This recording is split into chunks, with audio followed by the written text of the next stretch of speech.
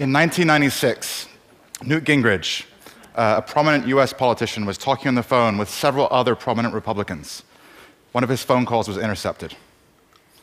The phone call was conducted over an analog cell phone, the brick-sized devices that in 1996 were so expensive that only the rich and powerful could use them.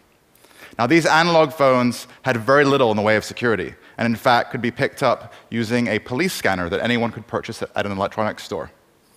Fast forward a few years, and the telephones we use now are slightly more secure, but not much more secure. This is a cell tower. These are operated by the phone companies who provide us with our services. Our phones are communicating with towers at all times, and anyone that controls the tower that our phone is talking to can see what, or can know what we're saying, what we're texting, and know where we are at all times. This is also a cell tower. This is a device called a Stingray. It's sold by a US defense contractor called the Harris Corporation. This is also a cell tower. It's a blimp-mounted surveillance device sold by an Israeli defense contractor. And this is also a cell tower. It is a handheld or man-worn cell tower sold by a British surveillance company. In fact, one of my colleagues at Privacy International surreptitiously photographed this at a weapons fair just a few months back. These devices are sold by arms vendors, by surveillance companies, to government law enforcement agencies, to defense contractors, to intelligence agencies, and to the military. These have been around for about 15 to 20 years and have been used by governments in the West and increasingly everywhere in the world to spy on the communications of their own citizens and to spy on the communications of people in other countries for intelligence operations.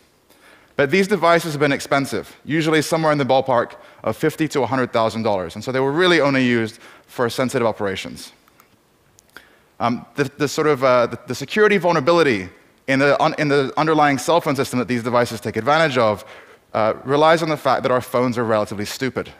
The towers that our phones communicate with are unauthenticated, which means the tower gets to identify itself. If tower says, I'm an AT&T tower, and you're an AT&T subscriber, your phone automatically connects to the tower. And the tower decides what it's going to call itself. When you create or buy a cell tower, you choose what it will broadcast its device ID as, and it's very, very easy to intercept calls for other customers or other towers.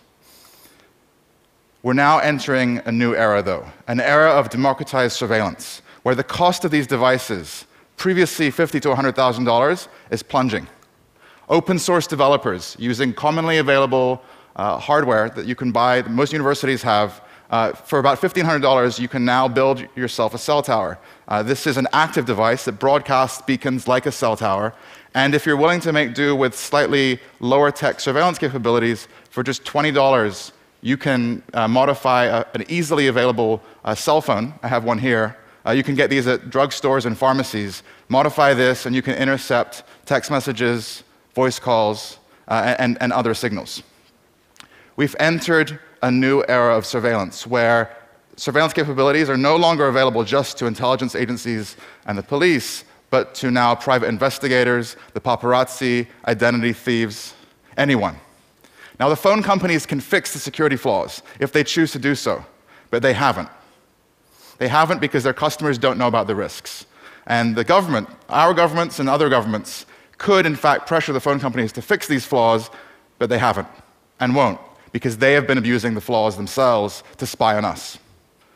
What I want to leave you with is this concept. Our calls, your calls, are not secure. Anything you say over the phone can be picked up, and in fact has been picked up for decades, but now can be picked up by anyone who wants to. Thank you very much.